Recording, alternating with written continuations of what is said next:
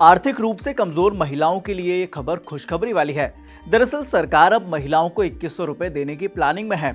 इसके लिए क्या करना होगा, कैसे रजिस्ट्रेशन होगा, पैसे कब तक मिलेंगे, सब पर विस्तार से बात करेंगे, क्योंकि मेरा पैसा, आपका पैसा और सबका पैसा एक है। और इस शो में हम बात करेंगे उसी पैसे की।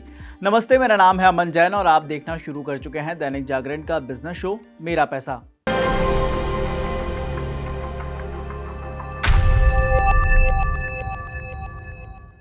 दरअसल आर्थिक रूप से कमजोर महिलाओं को अप्रैल से लाडो लक्ष्मी योजना का लाभ मिलने की संभावना है।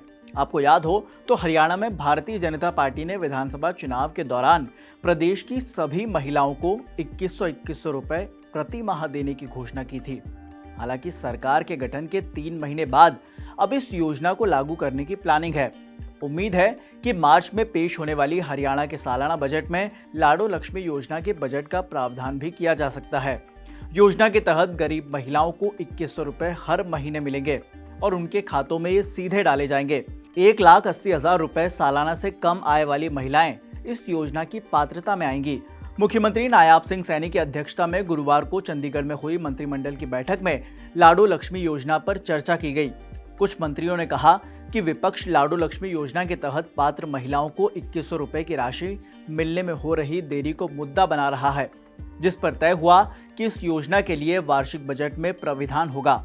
नहीं तो बिल्कुल विचार कर रही है भाई। अभी 3 महीने सरकार को हुए और हमने पूरी प्लानिंग योजना बना ली है उसकी, और बजट सेशन आ रहा है। बजट सेशन में उसके बजट का भी प्रावधान होगा, क्योंकि बहुत बड़ा सिस्टम है और सरकार के बजट के ऊपर दबाव आने वाला है काफी।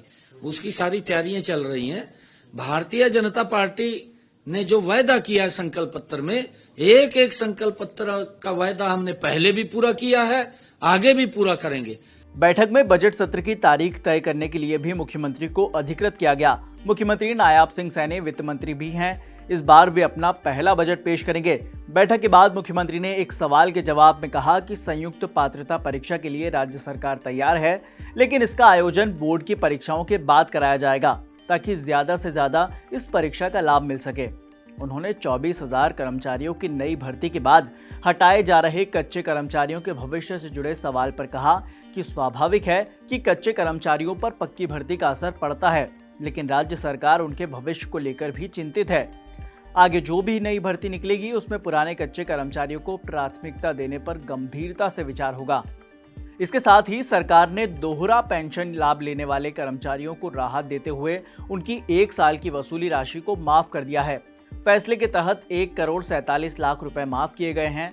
मुख्यमंत्री नायाब सिंह सैनी ने पत्रकारों से बातचीत में बताया कि प्रदेश में MITC, कॉन्फेड, हरियाणा मिनरल लिमिटेड, हथकरघा निर्माता निगम के अलावा कुछ मर्ज किए गए विभागों के कर्मचारियों के एक विवाद को समाप्त कर दिया गया है। इन कर्मचारियों के पास पहले से पेंशन की सुविधा नहीं थी, जिसके चलते 60 साल की उम्र पूरी होने के बाद इन कर्मचारियों की बुढ़ापा पेंशन लागू हो गई। इस बीच सरकार ने इन कर्मचारियों की मांग को पूरा करते हुए 6,000 से 20,000 रुपए तक मासिक मानदेय प्रदान कर दिया है। प्रदेश में एक ही पेंशन का एक नियम है, लेकिन यहाँ करीब 361 कर्मचारी ऐसे थे जो दोनों तरफ से लाभ लेते रहे। मुख्यमंत्री के मुताबिक ऐसे पूर्व कर्मचारियों को राहत प्रदान करते हुए उनकी 1 साल की दोहरी पेंशन राशि की वसूली पर रोक लगा दी गई है। कैबिनेट में कई महत्वपूर्ण फैसलों पर आज निर्णय हुआ है।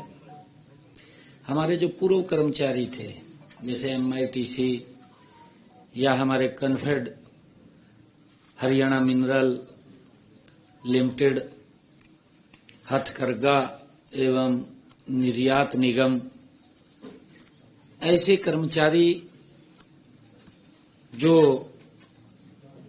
डिपार्टमेंट मर चुके थे पीछे, और वो इधर उधर घूमते थे, चक्कर काटते थे कि हमें कोई पेंशन का भी प्रावधान नहीं है। तो ये पीछे निर्णय किया गया था कि ऐसे सब कर्मचारियों को 6,000 रुपए से लेकर के 20,000 रुपए तक का ऑनरेरियम वो दिया जाएगा। और उस समय के दौरान कुछ लोगों की बुढ़ापा पेंशन भी लगी थी, और वो बुढ़ापा पेंशन क्योंकि प्रावधान है कि एक जगह से एक स्थान से ही पेंशन ले सकता है। तो ऐसे सब कर्मचारियों को जिनकी बुढ़ापा पेंशन वो डबल ले रहे थे, उनके लिए जो बुढ़ापा पेंशन थी, सम्मान भत्ता था, वो लगभग 1 साल का उनका 1,46,00,000 रुपया आज उनका वो माफ किया है। फिलहाल के लिए मेरा पैसा शो में इतना ही। देश और दुनिया की तमाम खबरों के लिए आप देखते रहिए दैनिक जागरण।